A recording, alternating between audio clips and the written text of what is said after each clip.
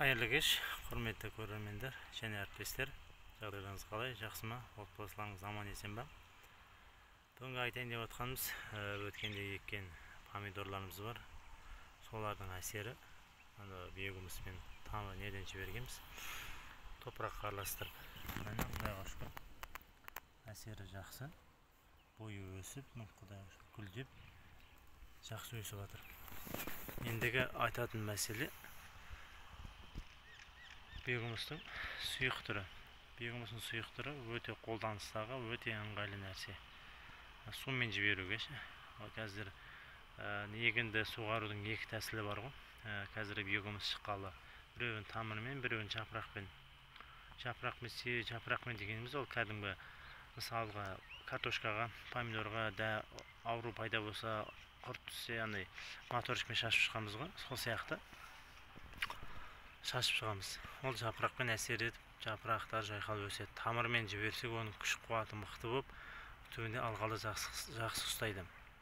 Ол биогумустың сұйық түрін қалай қолданамыз? Тамырмен қалай жібереміз? Ол тамырмен не үшін жібереміз? Тамырмен жіберетін себебіміз жаңадан отқан көшеттер күш алу үшін, еккен орықтарымызда күш алу үшін, сол табиғи таза сұйық арқылы өздеріне күш қуат жинайды. Өсіп шығу үшін. Және бұлардың тағы бір жақсы жаңалығы, мысалға олар өнімді уақытынан бұрын тез өсіреді. Еще тағы жақсы өнім береді. Және өнім мысал шығып жемісін берген уақытта оның сақталуын күшейтеді. Жерге жақсы әсер етеді. Және бір байқағанымыз, ол мысалға тамырмен суғарып, жерге шығарып, жер ылғалданады ғой.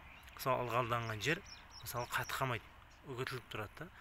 Біз қазір мынау суғарған жеріміз қазір кекпенен тас болып қатып қалады. Мысалы түбін шабуға тура келеді мысалға ше. Ал ол ондай емес. Және де биогумустың сұйық түрін пайдаланып отқан егіндегі ағаларымыз бар. Солардан видео үзінді жібереміз. Мысалға өзіміздің Берік ағамыз бар. Өзіміз тараздық, өзім көршім. Сол егінмен айналысып келе жатқан ағамызға биомикс, өз Қазақстан бойынша екі түрі бар. Гуминкизет және биомикс сұйық түрлері. Соны берген едім проба жасауға. Оны проба жасағанға ол былай болған екен. Ол арбузына шөбін қыру үшін шөп өлтіретін дәрі сепкен. Сол дәрі сепкен кезде арбузына да шығып келген арбузынан әсер еткен. Соны биогумустың сұйық түрін берген кезде 10 күннен кейін барып қараса, уже сол түрі өзгеріп, қайтадан жапырақтар шығып, өнімдер көріп жатыр. Осы видеода анық-қанық білетін боласыз. Және соған қоса тағы бір-екі видеода дәлелдерін жіберетін боламыз. Каналымызға тіркеліп, анаға көп ақпарат алу үшін каналға тіркеліп кетіңіздер. Рахмет. Енді сөз байлығым аздау болып тұр. Енді жүрмеңіздер. Келесіде толық ақпарат айтатын боламыз. Калифорниялық жылаушының қалай пайда болғаны және қалай күтімі қалай болады, сол туралы айтатын боламыз. Бізден хабар күтіңіздер. Рахмет сіздерге. Видеоны көріңіздер аяғына дейін. Ассаламалейкум. Мен қазір мінекей мына бір егіннің басына келіп тұрмын. Әл-Фараби деген менің бөлім. Осы қарбыз еккенін 1 гектарына. Сол кешегі сұрап атқаным осы ғой. Содан әбден зерттеген, бұл өзі білетін жігіт. Менен сұрағанда таңғалғам негізі.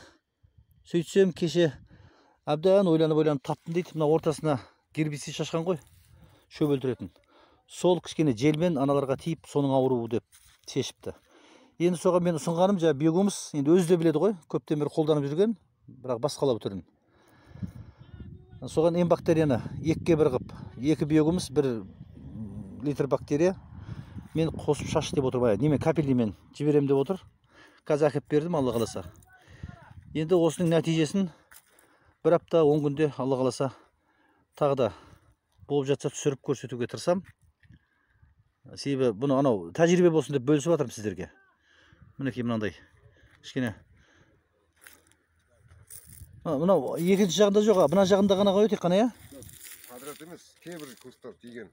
Кейбір кустарға тиген дейді, аха. Соны жібереміз енді, көреміз иншалла. Ассалаумағалейкум дихан ағайындар. Мынау өткен жолы Берік аға келіп видеоға түсіріп кеткен дарбыз ғой. Ауырып тұрған гербицидный ожог болған ғой. Соның биомикс бердім. Байкал қосып капельныймен тамырынан жібердім. Бүгін міне 6-шы күн. Оны көріп отырсаңыздар, міне жаңа жапырақ ашып отыр. Так, мына гүл бар ма? Міне. Гүл ашайын деп жатыр. Мына қураған жапырақтар міне арасында. 5-6 күнде осындай эффект болды. Міне қараңыздар. Мынау күйген жапырақтар өткендегі. Мынау міне жаңа жапырақтар.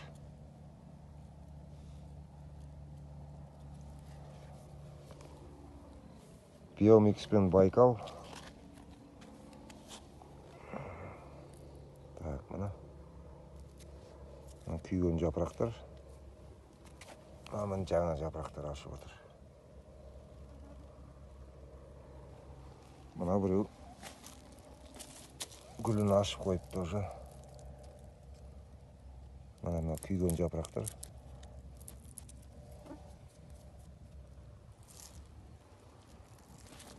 Алда гүл ашыпты.